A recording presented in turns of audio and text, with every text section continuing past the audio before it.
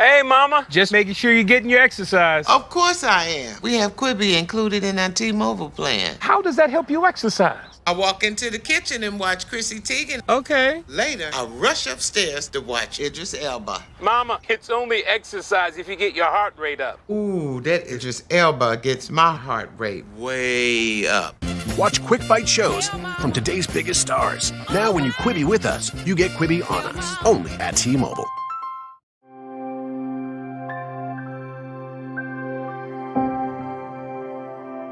The VA takes care of 9 million veterans. A third of them live in rural communities in America.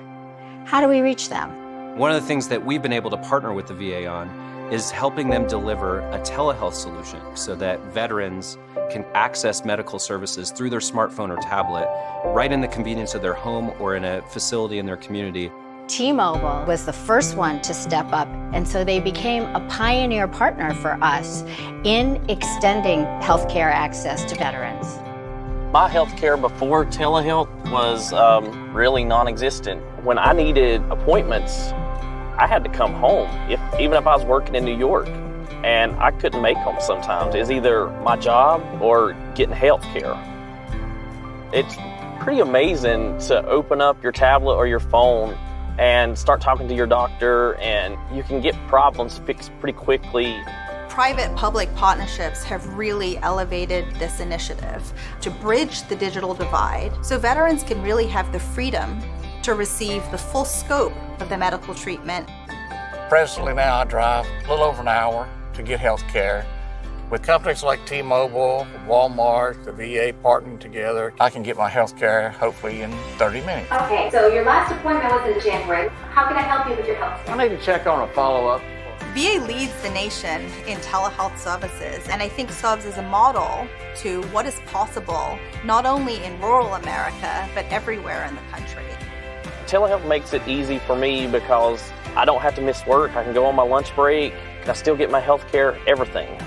We're going through a generational improvement in mobile technology, the movement from 4G into 5G, which has the ingredients to provide all kinds of new capabilities and services and solutions that never existed before. It starts with listening to customers, really understanding what it is they're trying to solve for, and co-building solutions with them.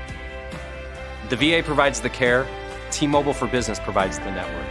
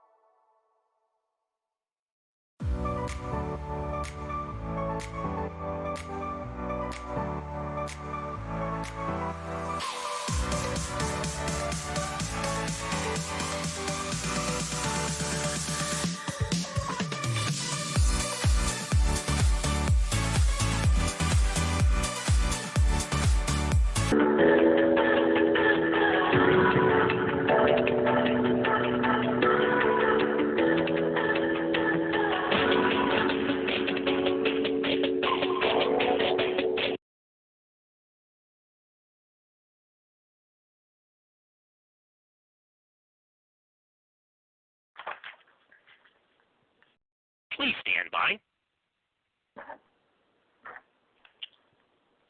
Good afternoon. Welcome to the T-Mobile US First Quarter 2020 earnings call. Following opening remarks, the earnings call will be open for questions via the conference line by pressing the star key followed by 1, and via Twitter by sending a tweet to @TMobileIR or @MikeSievert using hashtag TMUS. I would now like to turn the conference over to Mr. Judd Henry, Senior Vice President and Head of Investor Relations for T-Mobile US. Please go ahead, sir. Welcome to T-Mobile's First Quarter 2020 earnings call. With me today are Mike Sievert, our President and CEO, Braxton Carter, our CFO, and Neville Ray, our President of Technology, as well as other members of the senior leadership team. Please note that any comments on this call related to Q1 2020 results are referencing standalone T-Mobile prior to our merger with Sprint Corporation, and all forward-looking statements refer to the combined post-merger company.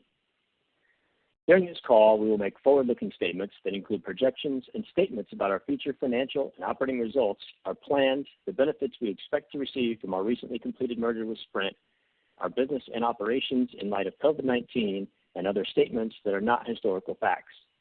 Such statements are based upon the current beliefs and expectations of our management and are subject to significant risks and uncertainties outside of our control that could cause our actual results to differ materially, including the risk factors set forth in our quarterly report on Form 10-Q filed today.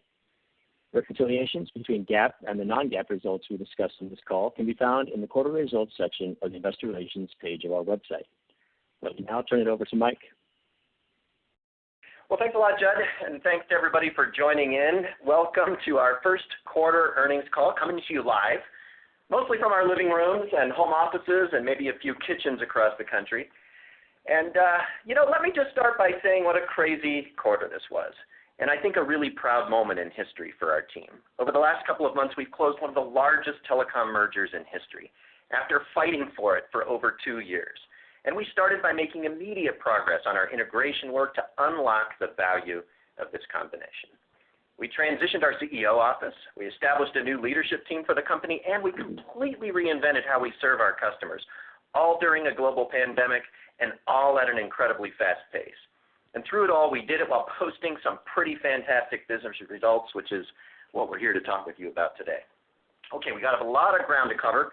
I plan to share some early insights and thoughts about the new T-Mobile, touch on the impacts of COVID-19, cover some highlights from Q1, and of course, brag about some of those early wins that Neville and his team are already delivering on our network, including some really fast work the team's done to roll out our 2.5 gigahertz spectrum from Sprint in Philadelphia and in New York onto the T-Mobile network. Then Braxton will unpack the financials and we'll share some guidance for Q2.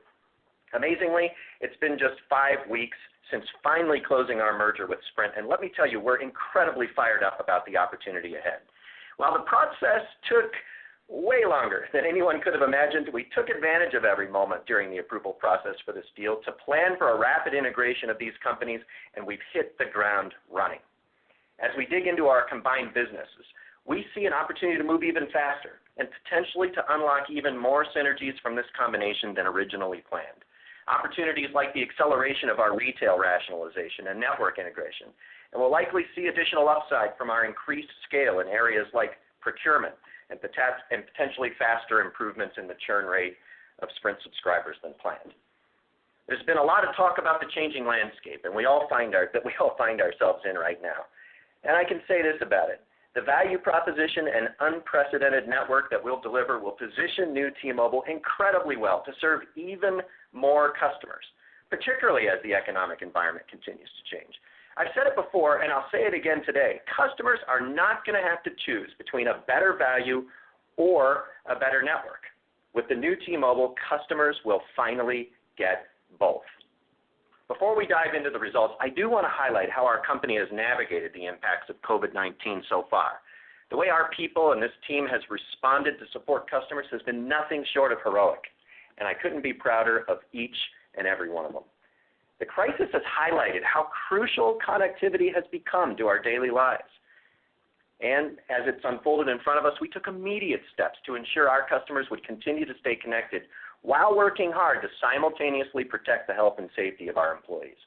We were one of the first to take bold steps to do our part to help mitigate the impacts of COVID-19 with wide-scale temporary store closures and transitioning employees to work remotely, including 14,000 U.S.-based care employees from T-Mobile and Sprint.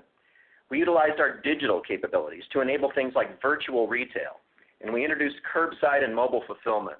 Through all this transition, our frontline employees have stepped up big to support our customers and continue to deliver the industry-leading customer service that makes us different. And that has translated into record-high NPS satisfaction scores. Right out of the gate, we knew that our network would see increases in demand and changes in usage patterns. So we took immediate action to increase capacity, including temporarily doubling our 600 megahertz capacity and expanding roaming for Sprint customers. Our network has performed phenomenally, delivering excellent reliability for our customers. In fact, according to OpenSignal, average LTE download speeds on our 600 megahertz spectrum actually increased significantly, even during this crisis, after we layered on the additional 600 megahertz capacity. We're also a proud supporter of the FCC's Keep Americans Connected pledge, and I really appreciate the work that Chairman Pai and the FCC have done to bring the entire communications industry together during this crisis. As a result of our commitment, we've waived late fees and maintained service for our consumer and small business customers impacted by COVID-19, regardless of their ability to pay. Additionally, in the early phases of the crisis, we chose to lift smartphone high-speed data caps, made additional smartphone mobile hotspot data available, and accelerated the launch of T-Mobile Connect to support our customers as they navigate the impacts of COVID-19. We've also donated millions of dollars through a number of initiatives to support our communities, from support for Feeding America to the Boys and Girls Clubs of America, local schools, and programs for our frontline healthcare workers. I'm really proud of what this team is doing to help across the country. While this pandemic is definitely not over, we'll continue to take the necessary steps to support our customers and do what's right for our employees and communities as things start to reopen. This will result in some continued near-term impacts to our business. Stores that have been closed temporarily obviously reduced our store traffic and subsequent retail volumes, and that impacts customer additions, service revenues, and equipment revenues in the very short term. We also introduced some operational changes to help with business continuity, which has impacted our overall performance in the latter part of the first quarter and will likely continue in the second quarter. As the nation starts to emerge post-COVID-19, customers across the industry will likely be looking for better value in a tougher economic environment, and we'll continue to be there for our customers when they need us most. It's who we are, and it's what our Un-carrier brand stands for. I expect that AT&T and Verizon customers will most certainly be looking to get out from under their high monthly bills in search of a better value. And it's likely there will also be an increase in churn from today's low levels, as the carriers won't be able to keep themselves from squeezing customers who are already budget constrained. These factors will likely mean more switching across the industry as things change, and we will be there to help.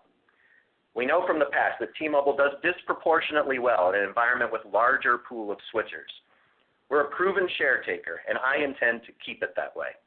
We will be there for our customers with prepaid and postpaid products that are geared to their needs, particularly in a time of constrained budgets.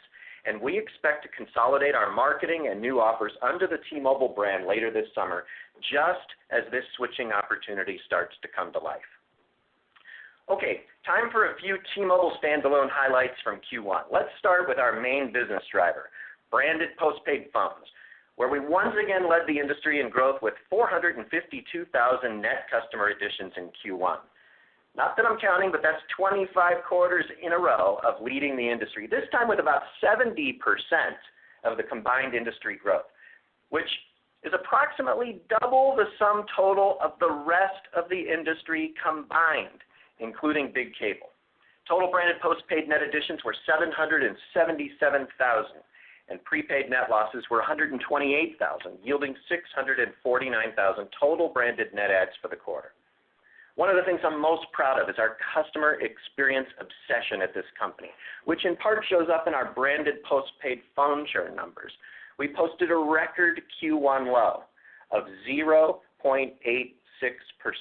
down 2 basis points versus last year and down 15 bits versus last quarter. I'm also really proud of our team's ability to deliver our financial results while simultaneously taking care of our customers and employees during these difficult times. We've said it for years. Investing in customers leads to customer growth, which leads to revenue growth, which, if we run the company well, leads to EBITDA and cash flow growth, which we invest right back into our customers and their network experience, which is what started the success cycle in the first place. Our financial results in Q1 show that this winning formula continues to benefit consumers and shareholders alike. Service revenues in Q1 hit an all-time high of $8.7 billion, up 5% year over year, more than twice the growth rate of the next best big provider. Adjusted EBITDA also hit an all-time record high of $3.7 billion, up 12% year over year, despite the environment created by COVID-19. Free cash flow, excluding payments for merger-related costs, was $893 million, up 37% year over year. Now let's talk about the foundation of our new T-Mobile growth story, our network. Despite COVID-19, Neville and his team are hard at work expanding the network footprint and quality and continue making incredible progress.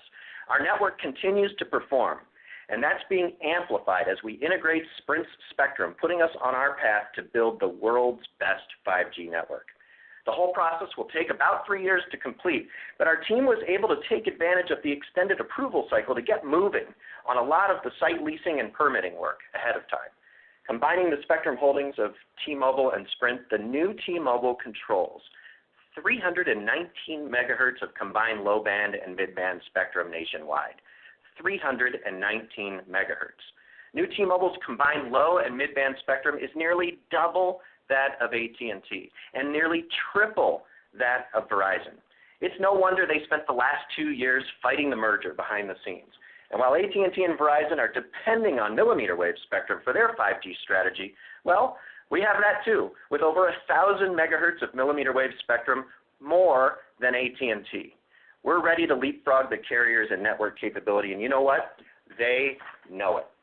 In fact, we've already started deploying our 2.5 gigahertz spectrum on the T-Mobile network, and Philadelphia is already live, with peak speeds of over 600 megabits per second in our tests. And just yesterday, we went live in New York City as well, and there will be many more other cities we'll light up in 2020 and beyond. For Sprint customers, we're delivering an enhanced network experience by significantly expanding access to the T-Mobile network to improve coverage as well as 5G availability. More than 80% of the Sprint postpaid phone base has compatible handsets today, and we are seeing a big increase in weekly roaming on the T-Mobile network as a result. Finally, we remain hard at work on all the network projects you heard us talk about over the past year. Recall that we launched America's first nationwide 5G network on 600 megahertz spectrum in early December, covering more than 200 million people right out of the gate. We have 215 million people covered with 5G today, recently lighting up 5G in Detroit, St. Louis, Columbus, Ohio, and just this week, we turned up the Bay Area of California as well. So before I hand it over to Braxton, let me just say this. In the face of unprecedented adversity, we delivered another record-setting quarter while simultaneously driving changes across our business to deliver for our customers and close one of the largest telecom mergers in history. We rose to the occasion and hit the ground running in our first 5 weeks as the new T-Mobile. We feel more confident than ever about our ability to unlock the massive synergy potential of this transaction, and we already see opportunities for upside to our plans. Our passionate, fired-up workforce is focused on one singular mission, being the absolute best at serving customers. The success of this business depends on it, and we're moving rapidly to drive innovation in this industry and supercharge competition. As we start to emerge from COVID-19 and look ahead, T-Mobile is a brand that's the best positioned to stand up for customers and deliver a great value combined with an amazing network right when they need it most. And with that, it's now time to ask our CFO, Braxton Carter, to take us through the financials and guidance. Braxton, take it away. Hey, thanks, Mike. And yes, I am proudly wearing my magenta hat out here in Washington, wine country. The opportunity that lies ahead for new T-Mobile is significant. And as we look to unlock the massive synergy potential, I couldn't be more excited for what the team will deliver in the future. Let me get into some of the financial details of the quarter to best explain why. Record Q1 net income amounted to $951 million in Q1, up 5% year over year, and diluted earnings per share was $1.10, up 4%. Note that net income was fully burdened by the Sprint merger-related costs of $117 million, as well as COVID-19 related costs of $86 million in the first quarter. Similarly, EPS was impacted by 14 cents related to the Sprint merger and 10 cents related to COVID-19. These costs, $260 million combined before taxes, are excluded from adjusted EBITDA. Adjusted EBITDA amounted to a record $3.7 billion, up 12% year over year. The increase was primarily due to higher service revenues and lower equipment sales, partially offset by higher cost of services and SG&A expenses. Cost of services as a percentage of service revenues increased by 10 basis points year over year in Q1 as we continued the rapid rollout of 600 megahertz spectrum and investments to transform our 4G LTE network to 5G. SG&A as a percentage of service revenues increased by 70 basis points year over year in Q1 as we invested in our people and customers during this difficult time. Excluding the Sprint merger-related costs of $143 million and $117 million of supplemental employee payroll, third-party commission, and cleaning-related COVID-19 costs, SG&A would have been down 90 basis points year over year. Free cash flow increased by 18% year over year to $732 million in Q1 as net cash provided by operating activities increased 16% and cash CapEx decreased 9%. Free cash flow in Q1 included $161 million in payments for merger-related costs. Excluding these merger-related payments, free cash flow would have been $893 million. Branded postpaid phone ARPU amounted to $45.80 in Q1, which was generally stable sequentially and year over year as an increase in our promotional activities, including the ongoing growth in our Netflix offering, a reduction in regulatory program revenues from the continued adoption of tax-inclusive plans, and a reduction in certain non-reoccurring charges were offset by the growing success of new customer segments and rate plans. We also reintroduced branded postpaid ARPA, or average revenue per account, this quarter, as we focus on growing total revenue per account, which is the real customer relationship. Branded postpaid ARPA was $129.47 in Q1 and was essentially flat year over year. In terms of customer quality, our results in the first quarter were impacted by the macroeconomic impacts of COVID-19. Total bad debt expense and losses from sale of receivables was $138 million, or 1.24% of total revenues in the first quarter of 2020, compared to $108 million, or 0.98% of total revenues in the first quarter of 2019. However, excluding the adoption of the new credit loss standard, which now recognizes lifetime expected credit losses up front, bad debt would have been flat year over year in Q1. We are watching bad debt very closely given the current economic backdrop, which may put pressure on bad debt in the next few quarters, but we feel we are well prepared to manage through these economic conditions. One reason we feel well prepared is that subsequent to the end of the first quarter, we raised $23 billion in debt financing. I am super proud of what we achieved.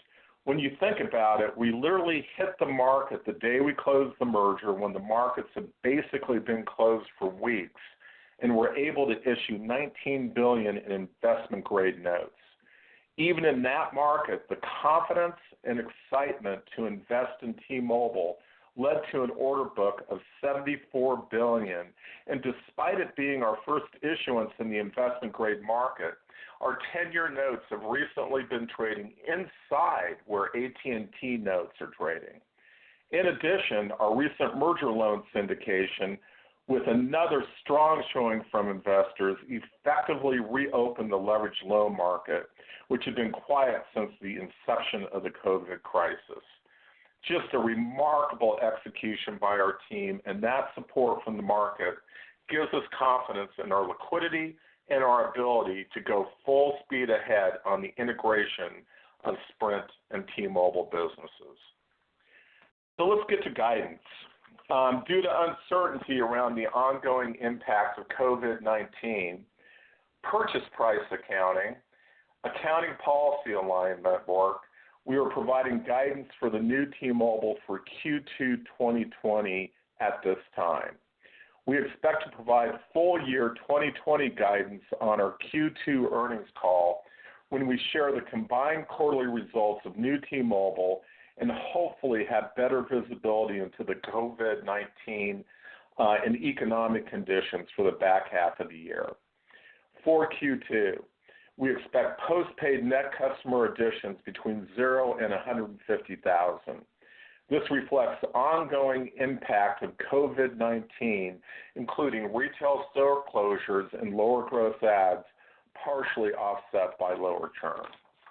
Adjusted EBITDA is expected to be in the range of $6.2 to $6.5 billion in Q2. Our adjusted EBITDA target includes leasing revenues of $1.3 to $1.4 billion. Cash purchases of property and equipment, including capitalized interest of approximately $100 million, are expected to be between $2.3 and $2.5 billion for Q2 2020.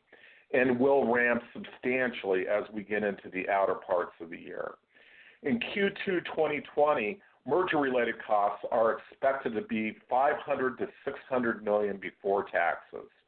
These costs are excluded from adjusted EBITDA, but will impact net income and cash flows. These amounts are before any incremental opportunities to accelerate synergy realization through a potential pull forward of additional spending into Q2, such as severance-related restructuring, store rationalization, and network build expenses. COVID-19 related costs, not included in adjusted EBITDA, are expected to be between $450 to $550 million before taxes. Net cash provided by operating activities includes payments for merger-related and COVID-19-related costs, and including $2.3 billion in gross payments for the settlement of interest rate swaps, is expected to be in the range of $0.7 to $1 billion.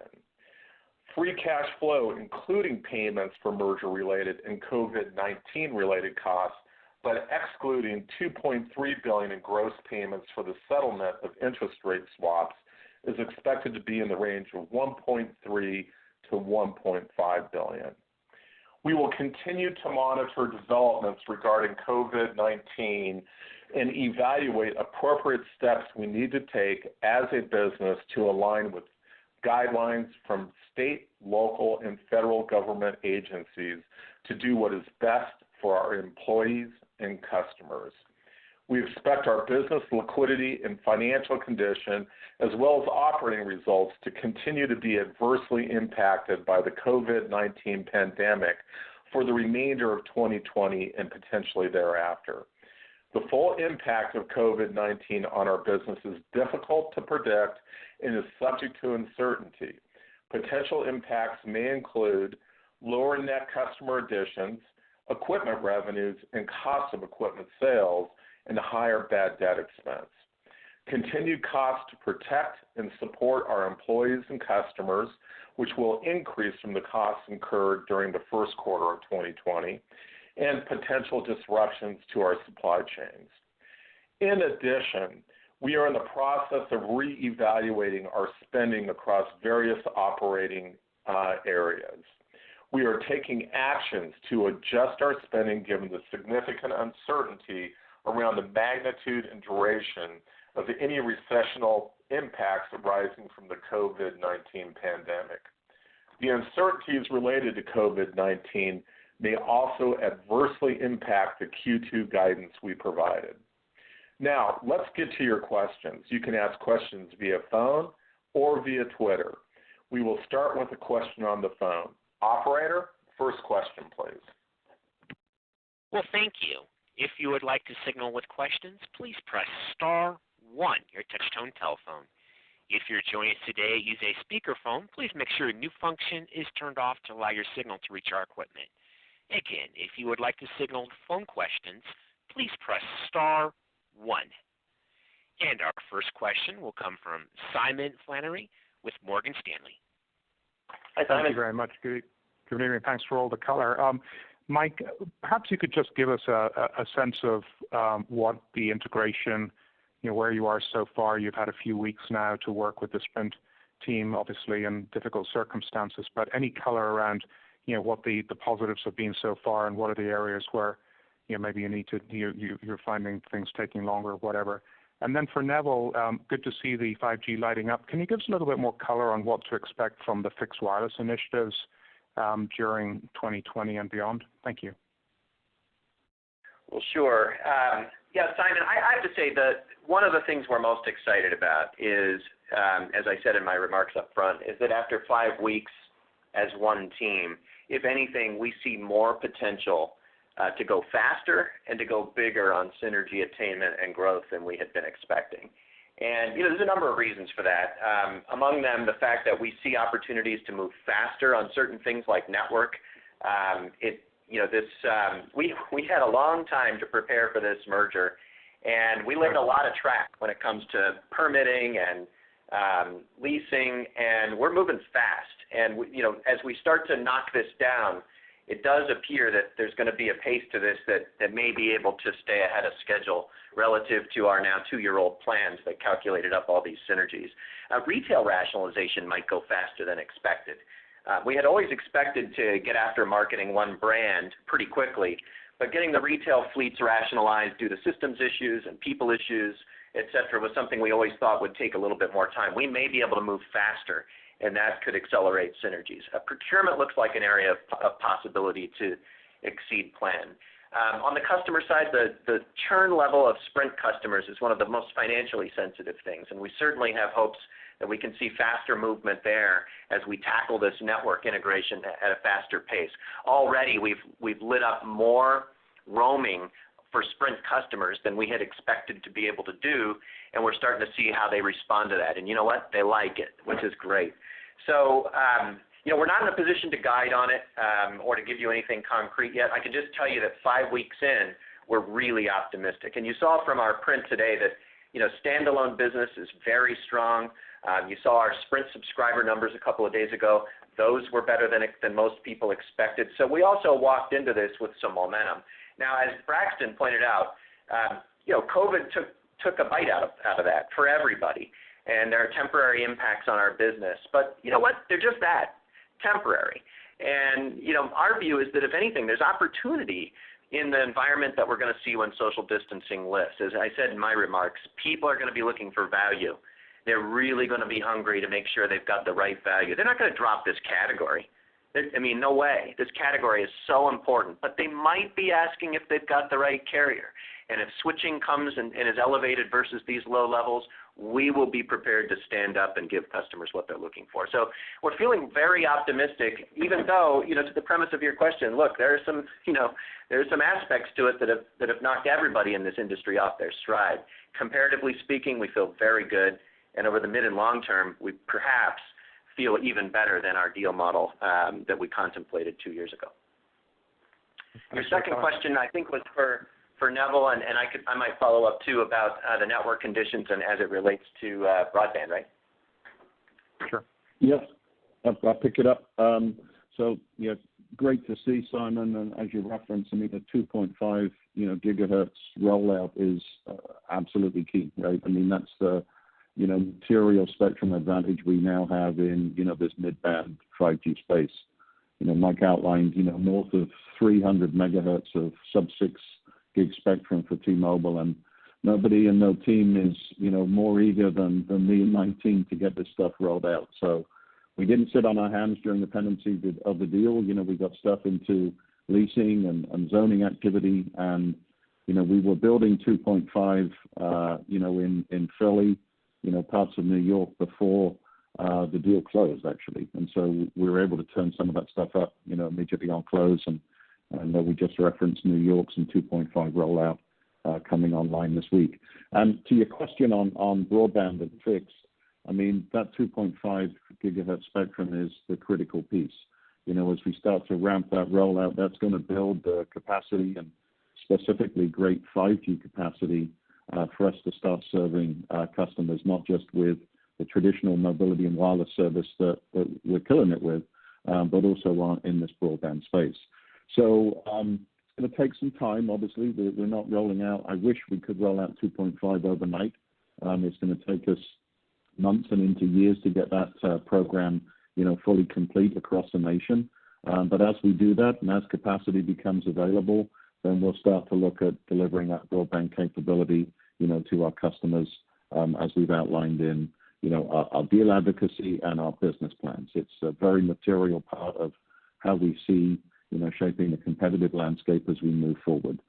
Probably not too much this year, but I'm hopeful that, we'll be making some inroads next year and beyond. Simon, the cable companies are good companies. They're good people. But it's the least competitive market in the history of man. I mean, everybody knows that. And so to us, as you know how we're wired. I mean, we're competitors.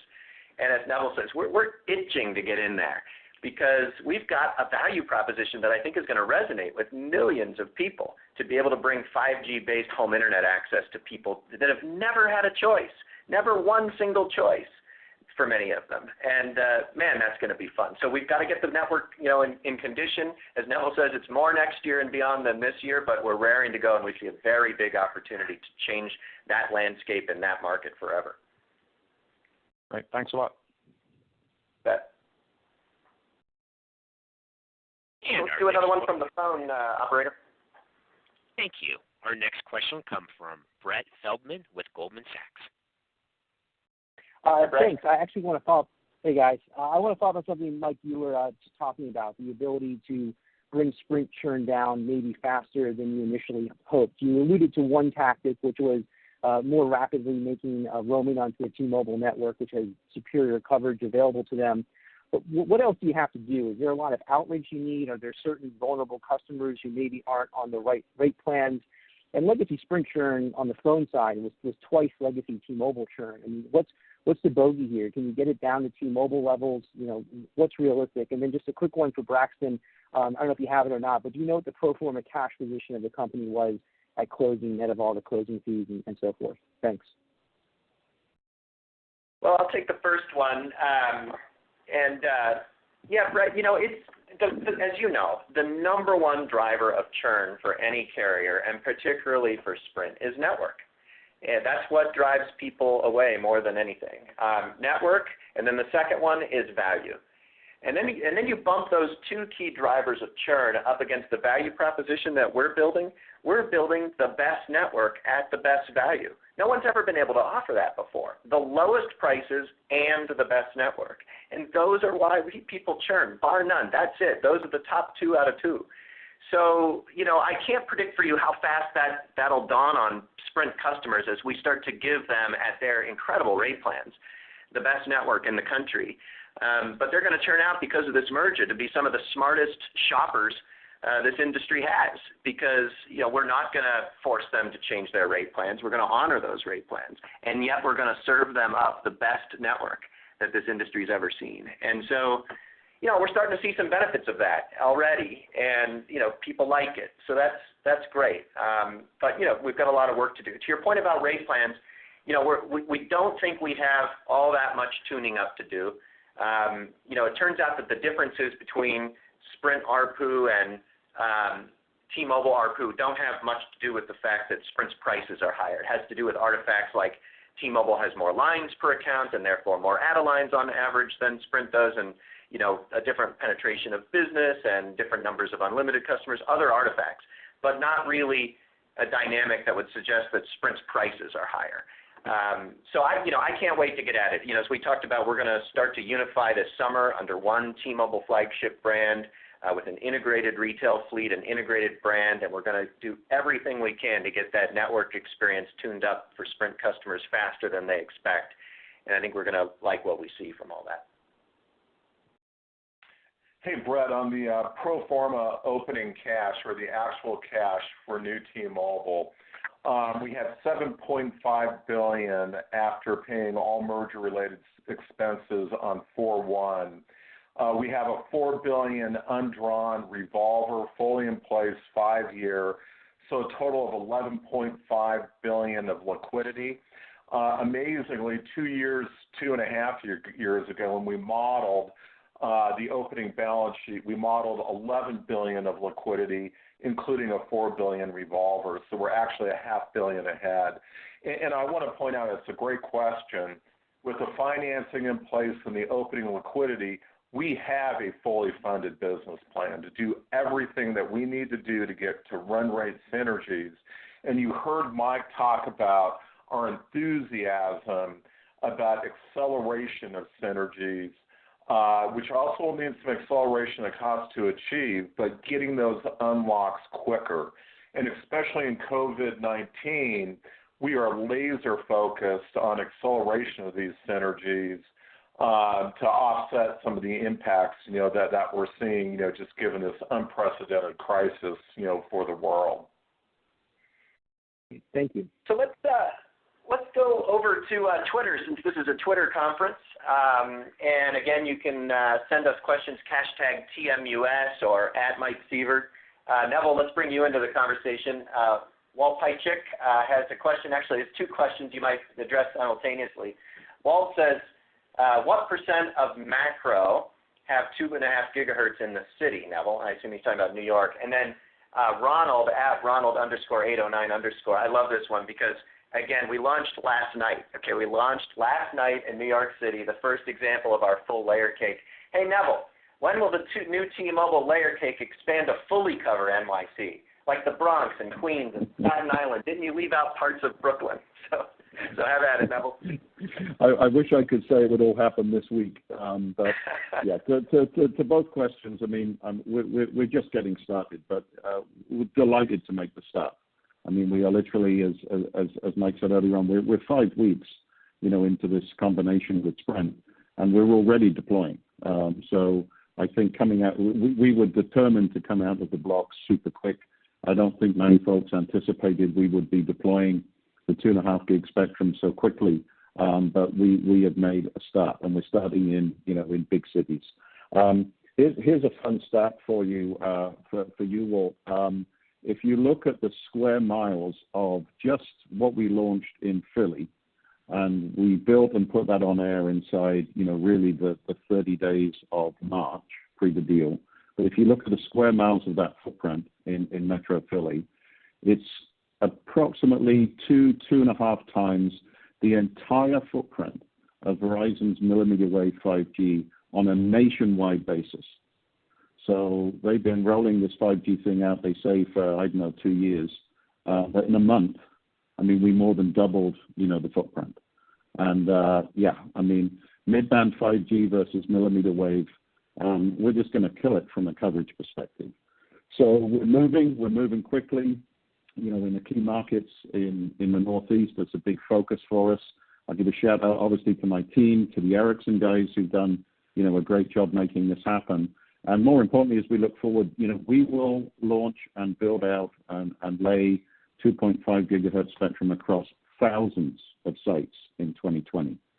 We're off to a great start, benefiting from that work from last year, which we did at risk. And the rollout of 2.5 is going to move super, super quick. So we've managed through COVID to deal with, permitting delays, et cetera. Obviously, our teams are working with safety and their health as a paramount and primary concern. but the federal air cover we have as a critical service provider has been key. We actually built over 1,000 sites this last month of April, rolling out new spectrum onto those sites. And our plan is to ramp very heavily, as we move into this month of May and on through the year. So lots of 2.5 gig coming. New York, Philly, all of the Northeast markets very much, in our sites, as most of the major metros across the U.S. So a lot more news to come, and we'll keep everybody posted. New York just turned up, as Mike said, and Ronald asked, and there were folks running around in New York looking and testing at that, I assume observing social distancing and shelter-at-home protocols, but I saw some stuff on social with 600, even 700 megabit per second speeds. And so this is with a very limited volume of 2.5 gigahertz spectrum, rolled out at this point in time, 40 to 60 megahertz. And remember, we have secured with a combination with Sprint about 150. So we have a long way to go in terms of the performance capability, but what we have on the ground is just incredibly exciting. So key to our deal and key to that consumer experience that, we're going to roll out aggressively as we move through the balance of this year.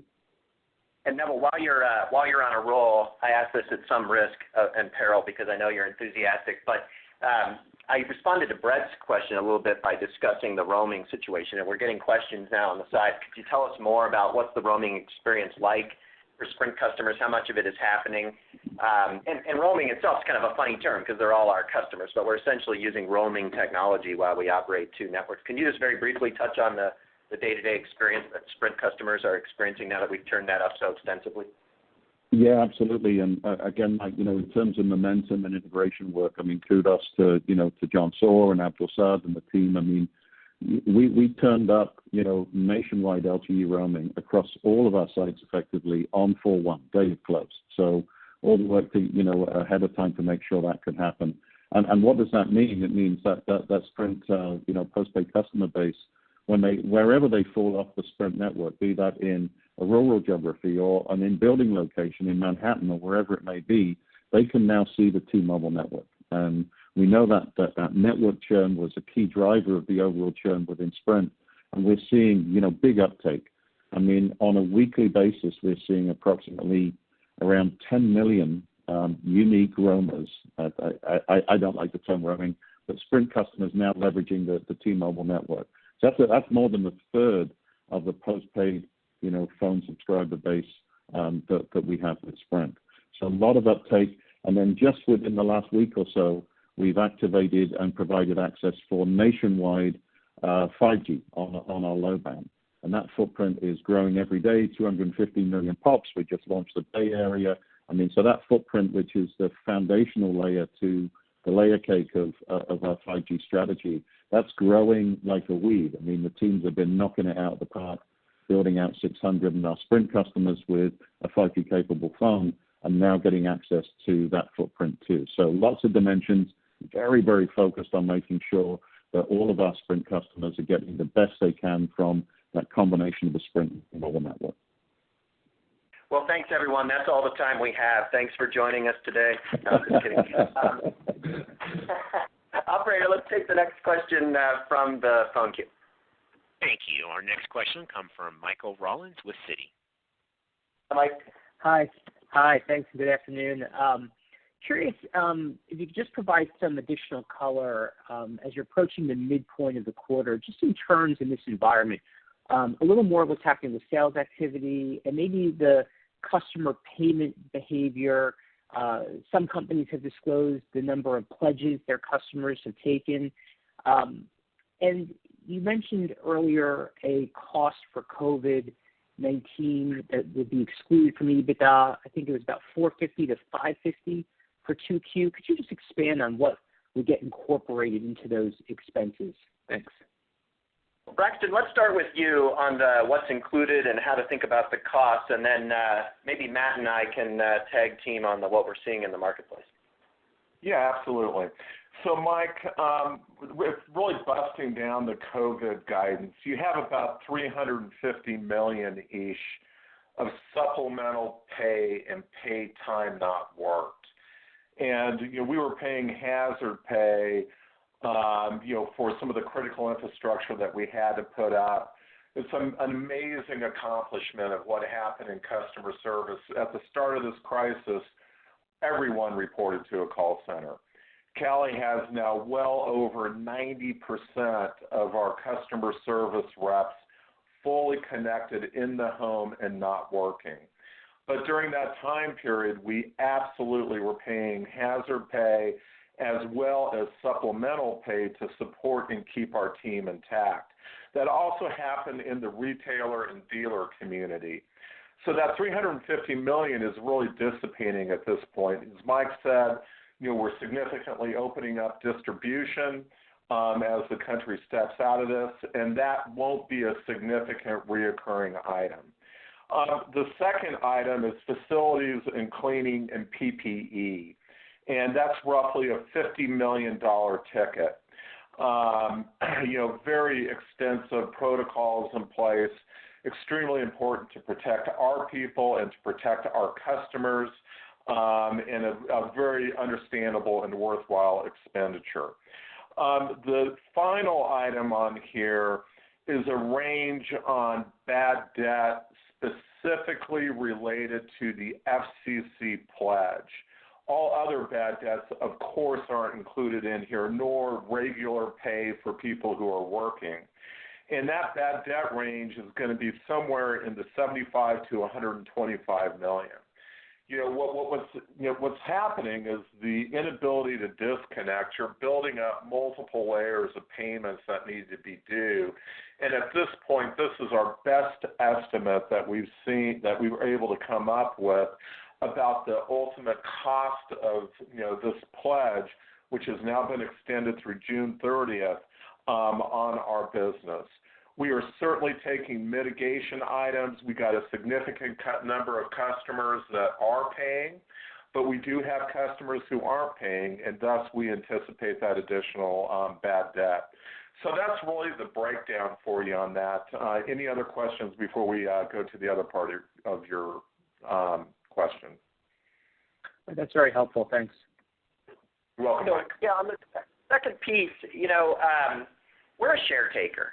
And a share taker likes a competitive environment with a certain amount of churn. Everybody's been home, and churn itself has fallen quite a bit. And so, obviously, we like an environment where people are able and have less friction to being able to switch providers. And notwithstanding that, we've been competing very hard and finding really innovative ways to get that done. So, we were killing it in January and February, and then, of course, things came to a pretty fast stop in March. We were quicker to execute slowdowns and shutdowns of our retail in March. We felt it was very important to be decisive.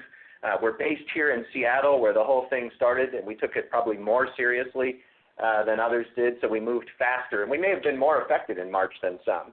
All that has equalized now. But, Matt, why don't you give us a little color on what you're seeing? And then very briefly, I may ask John to talk a little bit about virtual retail and curbside and some of the things happening to mitigate it. Market environment from Matt Stana. Yeah, thanks. Mike, for the question, as Mike Sievert just said, we saw a pretty rapid slowdown in our business because we took these proactive measures around retail stores for the health and safety of our employees and customers in general. And the market had a pronounced decline right out the gate. And what we're seeing in the marketplace right now is generally consistent with what you're hearing in the news and other places, is that things are starting to rebound and things are starting to turn a quarter. It was closed down and slow for quite a while in the first part of the month. We're seeing, generally speaking, some of the categories that you naturally would expect to react in a marketplace like this start to rebound faster. Interpret that as the prepaid market is starting to rebound a little bit more. There's stimulus money in the marketplace. Consumers are coming out and starting to shop again and switch. And as Mike said, we really enjoy a marketplace where there's a lot of industry switching, and that's important for us to continue to grow our net adds as we move forward. So we're starting to see some signs that the marketplace is rebounding in the areas I've talked about, but we got a long way to go, to get back to normal levels of industry switching and consumer buying behavior as we see this thing out throughout the quarter. We've also seen some particular strength in some of the other areas, public sector as an example. Lots of students need connectivity, online learning, and things of that nature. So we've been pretty active in participating in those parts of the markets as well. And we're not waiting for the market to just return to normal. We're changing how we operate. John Fryer, just very briefly, about the rapid work we've done to change what retail means in this company. Yeah, you bet, Mike. Thank you. And yeah, on March 16th, as most of you know, we took this big, bold decision, one of the quickest decisions in our space to close the majority of our retail stores, about 80% of our company-owned stores.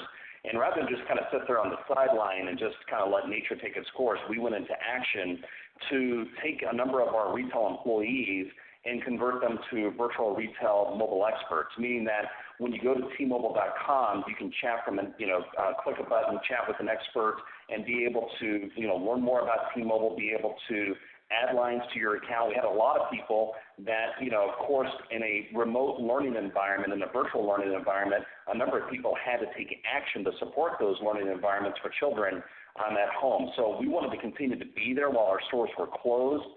We saw a 500% increase in the number of people that we typically have in virtual retail by converting our mobile experts that typically work in stores to that virtual retail environment and continue to serve customers in that way. And then also from a curbside delivery perspective, we didn't have that capability prior to COVID-19. And working with Cody Sanford and his product and technology team, we were able to kind of stand up this curbside delivery capability within all of our company-owned stores that we have up and running today. And that is, I can continue to talk to T-Mobile through the app, through chat, and be able to walk through a transaction and be able to pick that up at a store in a contactless kind of a way. So I couldn't be more proud of these capabilities that got turned in rapid fashion to continue to serve customers. And I got to tell you, our team in all of our stores, Callie Field's team and all of customer care, we've said this once and probably a million times, but let me just say it 1,000,001 times. We just had the best frontline teams in the entire country, maybe even on the face of the planet. I just couldn't be more proud of the heroism of our teams to move fast, continue to be there to serve customers, and keep the business continuity of this company going. Terrific. Well, operator, let's go back to the phone for the next question. Certainly. Our next question will come from John Hodulik with UBS. Hey, John. Great. Hey, how you doing, Mike? Thanks for the question. I guess first on the postpaid net add guidance for 2Q for new T-Mobile, 0 to 150,000. Typically, postpaid phones are a subset of that number, so I know you don't typically guide to phones, but should we understand that while the stores are closed, that you guys might actually lose postpaid phones in the second quarter? And then maybe if there's a sort of some background in terms of what are your assumptions within that number in terms of bringing those stores back online? And then question for Neville. Could you talk about the deployment of the 600 megahertz spectrum you got from Dish? I'd imagine you deployed that with your LTE network. What kind of performance are you getting from that extra spectrum, and any thoughts on or outlook in terms of your ability to secure that on a longer-term basis? Thanks. Okay. I'm going to try to hit those pretty fast. So first of all, on the first piece, no, we expect postpaid phones to be positive, not negative. And, we're seeing nice trends develop. So we gave the guidance that we gave. I'm very hopeful that, that we'll see strength through the rest of the quarter. It does assume that, we continue to, see some increasing momentum slowly happening through the quarter as, social distancing ebbs a bit. But it doesn't assume a wholesale change, in customer behavior. We would assume that June would have more going on than May, and May more than April, but not step changes. And Neville, do you want to hit the second one very quickly? Let me just add really quick, too. John, you know our playbook, and our playbook has not changed. We're conservative in the way we position to the street. We got an impeccable track record of doing what we said we were going to do, and nothing's changed about that. Neville?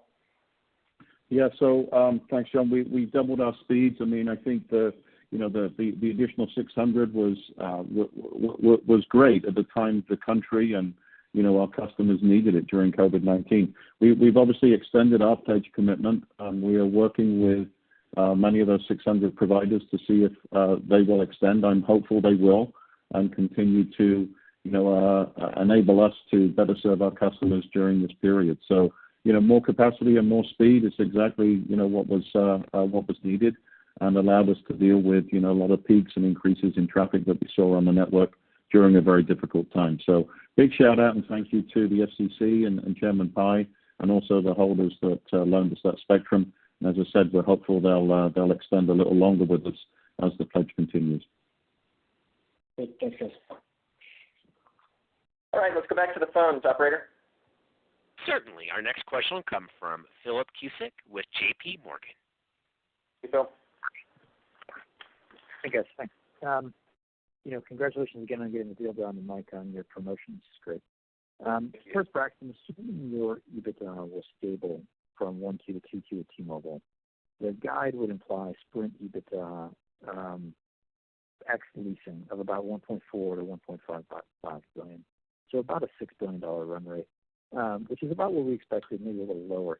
Do you expect to restate EBITDA that Sprint's doing from this methodology, or is this guide a good way to look at the run rate going forward? Yeah, it's a great question, Phil. We are in the process of aligning over 200 accounting policies that are disparate. And you can be informed on the significant items in the pro formas that we've put out. So we know the material ins and outs, and those are certainly, embedded in here. But, there's a lot of miscellaneous stuff that we're working through. We also have the very significant exercise of the purchase price allocation. And, what assets, how do we value the assets, are going to create differences that are not known at this point throughout the geography of the income statement. We don't anticipate any material deviations from the purchase price accounting, on the EBITDA numbers that are already baked into this guidance. But what we haven't worked through is all the valuation of the assets, including capitalized lease devices, things like the wireline business, so on and so forth. And that can create some issues when it comes to what the valuation and what the depreciation run rate is. But, we're not providing net add, or EPS, but there will be changes that come out of this. We also have significant KPI alignment to the T-Mobile policies. And in our disclosures, as you pour through everything, you will see that we have specifically mentioned that there will be significant adjustments to the Sprint subscriber base. And, until we finish that work, we're not in a position to quantify it. It will be significant. It will be reductions in multiple categories. And, of course, that will have impacts on various KPIs, as we're looking at the business. Hopefully that's helpful. That is helpful. But as I just to go back to the guidance, since you're putting out guidance on total EBITDA and then ex leasing, is it fair to say that any of the changes that you mentioned wouldn't be enough to push it outside of this range that you've given? We got an impeccable track record here, and we're conservative in the way that we guide. But we fully believe that it's material representation, or we wouldn't have given it. Great. And then just last thing, if you quickly, I didn't hear you quantify the number of subscribers in the FCC pledge category. Can you give that to us? Yeah, we did. I was just going to jump in. We didn't quantify it, but that's because we work with every customer. A big piece of how we operate is, and this may be different for us than some of our competitors, because part of our core competency is working with people on very tight budgets. and who occasionally have difficult circumstances. And a part of our normal is having to deal with every customer and find a way to meet their needs, and we've carried on doing that. Callie Field and team have carried on doing that while having to move 15,000 people to work from home, 92% of our workforce. And so, you know, we're honoring the pledge, and it's costly. I'm not trying to say it's not incremental. It is costly. But it's hard to count every individual customer, because a big part of this is you treat those customers. And, you know, we're not going to disconnect them, but we are going to encourage them not to stack up bills that they can't afford, and to make sure they're on a product and service that they can afford. And our team of customer care heroes are just fantastic at that, and they've stepped up and found new ways of working under Callie's leadership. I'm so proud of them. But it's very difficult for us to quantify in those kinds of numbers. What we have done is make sure you understand the, you know, total potential financial tally. Hey, let's go to Twitter and then two more from the phone. And just fair warning for everybody, I will have to step away for the last few minutes of the call. Braxton will be emceeing for us, but I don't want to ignore Twitter. And for example, Bill Ho's asking about enterprise, looking ahead to integrating and ramping up T-Mobile Business Group. Mike Katz, Mike Sievert, what's the thinking on enterprise segment growth and competition? Is it low-hanging fruit? By the way, we keep talking about day one being midsummer. We're talking about consumer for that part. Mike Katz and his enterprise team have already achieved day one, integrating an entire combined Sprint and T-Mobile selling force behind one value proposition under the T-Mobile brand. That was achieved just this week.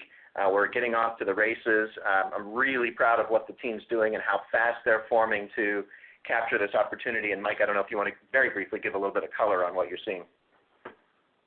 Yeah, thanks, Mike. Yeah, I think one thing that's important is in standalone T-Mobile, we already had a lot of momentum coming into the integration. You know, we had record quarters in enterprise and in large government for the last couple of years, every single quarter. So a lot of momentum. So now this larger, now integrated team has a lot to work with. And this trade-off that Mike talked about at the beginning of the call, you know, customers historically having to trade between great network and great price and service experience, you know, that is as important to enterprise customers as it is to consumers. And, you know, what we're seeing so far as we interact with enterprises is they're really, really responding to that. And I think the timing for it couldn't be better as we're in the middle of COVID and, you know, big macroeconomic impacts as a result of COVID. We're seeing many enterprises going through big cost transformation exercises, including what they spend and how they structure their spend in this category. And we think that positions us for a lot of opportunity, considering that AT&T and Verizon control 90% of the revenue in the enterprise space. So we think it's a big, big growth opportunity for us, and we're really well positioned post-merger.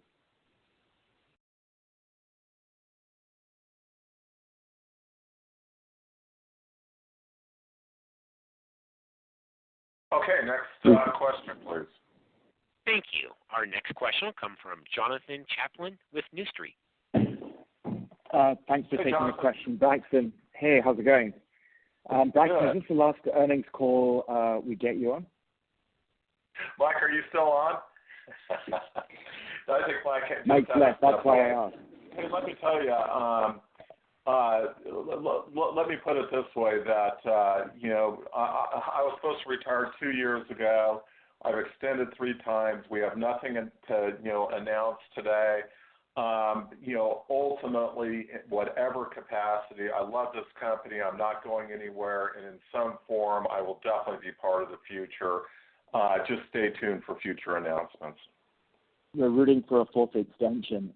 Just very quickly on the if you guys are getting the retail integration done by sometime in the summer, does that mean there's about $1 billion in SG&A synergies that you should have captured by the end of the year? You know, we're not prepared at this point to really do quantifications. You know, if you really listen to what we were saying about guidance, we are right now operationalizing accelerations of what original plans were, you know, specifically driven by, you know, COVID.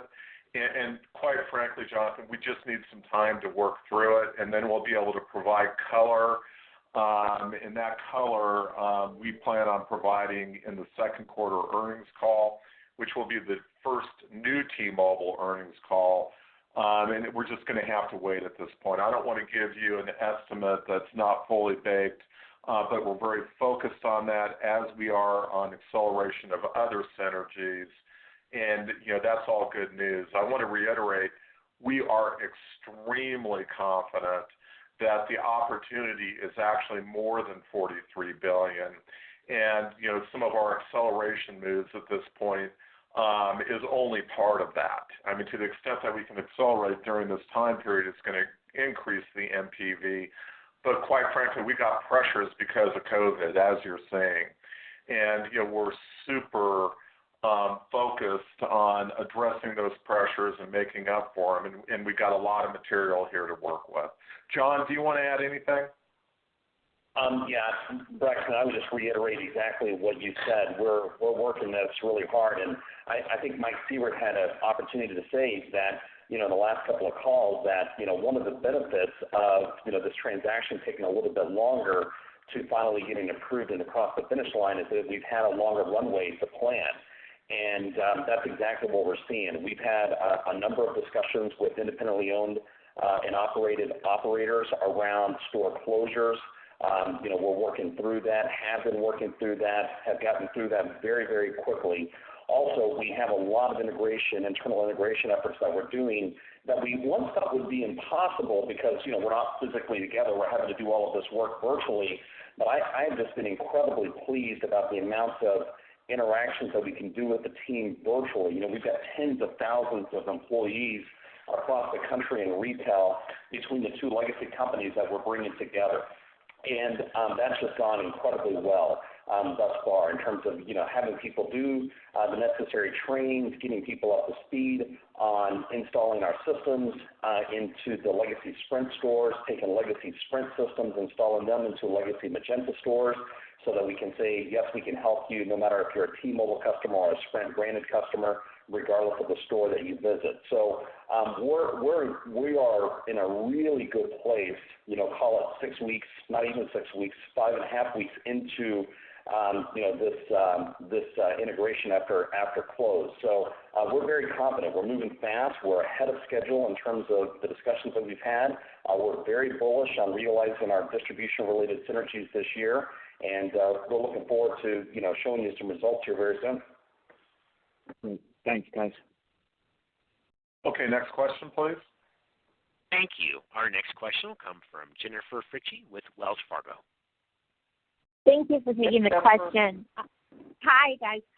Thanks for taking the question. I wanted to ask, maybe this is more in Neville's category. We've all been programmed to believe wireless needs wires, and with that is a strong fiber element. I think you said you're going to connect thousands of 2.5 sites this year. That requires fiber and significant backhaul. How confident are you in partners, or would you do what one of your competitors are doing and taking on an organic fiber build?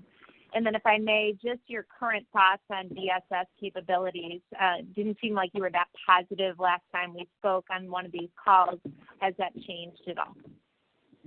So I'll hit these quick, Jennifer. So, our model has been, a leased fiber model. We generally do not build, fiber to our sites. We let others do that, and we get great prices from them for the services we need. And we've been scaling our backhaul for a 5G world for some time. And the performance we're seeing out of these sites we're upgrading with just limited volumes of 2.5 spectrum today are all supported by multi-gig backhaul. And so we're in a very strong place on that. And, our providers, we continue to drive, intense competition in that space with our model. So that looks to continue on. On DSS, yeah, I think, my comments last call seemed to stir a big discussion in the industry on DSS. And do I feel a lot better? Not really. I was very clear on that call that one vendor is trailing, and they're still kind of trailing. So I think the sum of it is, DSS is going to happen. We've heard from our competition, and similar to us, something will happen this year. But the key message, Jennifer, is we're not dependent on DSS for our 5G rollout. And our nationwide footprint is there already, and it's growing at a tremendous pace, as I mentioned earlier in the call. And that's the way to roll out 5G with fallow spectrum, not having to, share the spectrum with LTE users or between LTE users and 5G users. And our position, our wealth of spectrum, provides us a wealth of air cover in terms of not having to be reliant on DSS. Now, that said, we will deploy the technology, but it's still bumpy. Great. Thank you, Neville. Okay, operator, we'll take one final question here. Thank you. And our final question today will come from Craig Moffett with MoffettNathanson. Hi. I don't know whether we've still got Mike or not, but Mike, since you mentioned it on CNBC a little while ago, I'm wondering if you could just walk through the walk, so to speak, of how do you get to mid-50s margins over the long term in the merged company. Sort of where are the sources of the difference between your margins and, say, Verizon's or AT&T's today, and then how you close that gap to get to the mid-50s? Yeah, unfortunately, Craig, Mike had to leave. That guidance that Mike was talking about, was really the same guidance that we rolled out, and talked about during the pendency of the merger. And there's multiple aspects there. The first aspect, of course, is scale. When we look at the leverage on the fixed costs in this highly capital-intensive business, and analyze our cost structures, versus, whatever, transparency we can get on AT&T and Verizon, which quite frankly has been reducing, with some of their changes. We believe a huge part of that is scale driven. We believe that we're actually much more efficient in many parts of our cost structure, and that scale piece of it is super important. Of course, with the completion of this merger, we just had a significant increase in our scale, and this is a growth company. And even though we're in this crazy pandemic time period, we will continue being a growth company. And our Q1 was on fire, until we hit the early part of March, and social distancing and everything that went in place, just drove, all the traffic, to, an essential stop. But as Mike said, this will be temporary. So we will continue to organically scale with the combined assets. And then the second part of the equation is really the efficiencies that we gain, from the merger. By, shutting down a duplicate network, having a significant reduction in the overall fixed costs associated with this business, is the second major component for massive margin expansion. And, you've heard, us, have extreme confidence on this. And you've also heard on this call that we are doing everything we can to accelerate that. I'm just amazed that Neville has been able to make the progress that he's made with his team so quickly. And we'll be giving you a lot more color and readouts as time goes on about how much focus and aggressiveness we're chasing these synergies. And that's ultimately going to create a lot of goodness there. Thank you, Brad. You're welcome. Okay, I want to really thank everybody for tuning in. I hope everybody's families are safe. Our thoughts are with you during these very, very difficult times. And we very much look forward to the first new T-Mobile earnings call, for the second quarter, and sharing with you the first set of results and results of, a lot of the things that we're working on here, and it's going to be very, very exciting. Operator? Thank you. Ladies and gentlemen, this concludes the T-Mobile US First Quarter 2020 earnings call. If you have any further questions, you may contact the Investor Relations or Media departments. Thank you for your participation. You may now disconnect and have a pleasant day.